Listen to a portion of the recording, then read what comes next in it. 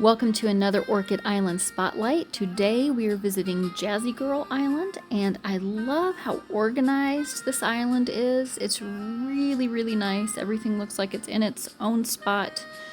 You can easily clearly see the paths that go everywhere. I always love making use of that flowered path up to the estate with the arches. It just seems to fit so nicely.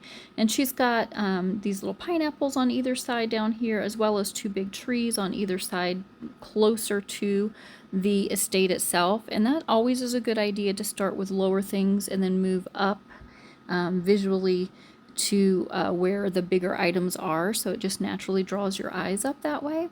She's also got some specialty bushes around here that she's using and kind of putting in nice patterns. I love the use of the stone mixed with the regular brick path. That's always really pretty. And then she's also got it mixed with the clay path up here as well. So it just kind of flows into a whole different section here.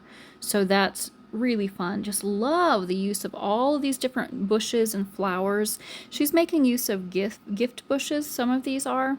And I've started doing that as well. The further along you get in June's journey, the less dependent you are on harvesting those bushes, the more space you have to be able to actually make use of them for decoration. Really beautiful use of that chestnut tree right there with the little that pink tree behind it. I forget the name of it. That was from the Venice set. It's got tile base, but you don't notice it because it's behind the Poseidon statue, and it's got flowers surrounding it, and it's going into the clay path there, so that works really well. Stone path always looks good going into the gazebo because it has a little stone at the entrance. Really beautiful section over here. I love it. Love her prize pumpkin. I love the pavilion and the car and the hay wagon here. She's got something building. I'm not sure what that is to come, but we'll look forward to seeing what that is. And of course, she's got space for more gift bushes over here. So that's why there's empty space going on. Love the use of the stables, and she has it upgraded to a point where it matches better with the estate being so close to it. And she's got the fancy fence going around it, so that also kind of matches the look and feel, so that it's like the estate stables. Really nice. I like the extra little stable down here with the horses. Really pretty. She's got her vineyard back in here, and that looks so nice. It looks like they're harvesting things from it. The guy's got the tree planting, and the wine tasting is right there with the vegetable patch, and they're selling those little items. So really love that. She's kind of tried to tuck in that directional sign, you can tell, so you don't notice as much the edge of the wood. However, that one is a hard one to place because of that wood base. It's really difficult to make that look good. I have a couple of those, and I actually have them hidden behind buildings because I just can't find a good way to display them. You almost need to have them behind a larger bush so you don't see the base, unless you have wood that you're making use of course. Still some more spaces for some more bushes to be added in. Love how she's done the greenhouses here. The orangery, greenhouse behind it, angled in with that Venetian garden, the cozy courtyard right there. That's beautiful right behind it. The really high flower count greenhouse right beside that with its little additions to it. And then that lovely little daffodil border around it. And then those other plants. She's done a really beautiful job of arranging her plants and using so many different kinds. Really beautiful. This is a pretty use of that checkerboard grass too. When you have a decoration that's got that checkerboard base, it can be difficult to figure out where to use it. She's done it in a good way here where there's not a lot of space, so you can have like a little checkerboard section where it doesn't look unusual, and it has clearly defined edges that kind of come up over it, so it's not just that checkerboard right up against solid grass. Looks really good. Looks like she's hidden a little St. Patrick's Day decoration back there too. That's smart, so it's not like sticking out. Got the people playing their instruments. Really beautiful. I love how she's got this little lineup of buildings here. Ooh, and this is super nice. She has made use of that canopy from the wedding set and tucked it behind the salon. That looks really nice right there. It almost looks like it's just an extension of the building. And then that tree right beside it kind of covers that a little bit. Really beautiful. I love this whole section of these coin producing buildings. It's just a nice little lineup of them with a nice path going around to each one. They're each in their own little section. She's even got the restaurant that was featured during the wedding set too. That's beautiful right there with another little canopy. Oh man, I love that. That's a beautiful way of displaying those. And again, my favorite part of her island, I think, is how she's really made use of all of these different beautiful trees and plants in a really creative way. Like this, how she's got her restaurant here on the side, and that ties in so perfectly with the palm hammocks there. It's like such a cozy place to be, and then that kind of leads you right down into the water park area. Really super nice. And speaking of which, let's go up and around here. And that pathway is perfect. The clay path going into those steps leading down. Beautiful.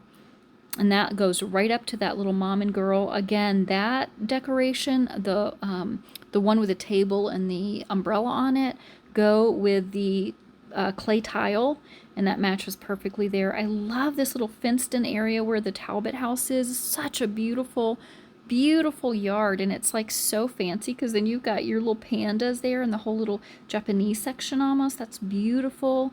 Love that rock added and the little rock flower planter there. That's so, so pretty.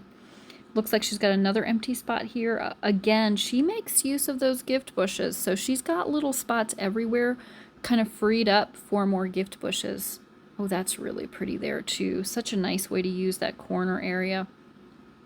Okay, and then this leads you into more of a neighborhood area. The little townhouse. She's got the, oh, it's so cute. The fireman has come to get the cat out of the tree. Adorable. Milkman, and then little fence. And that's a good spot for it because it's hidden, so it just kind of looks like there might be more fence going and you can't tell.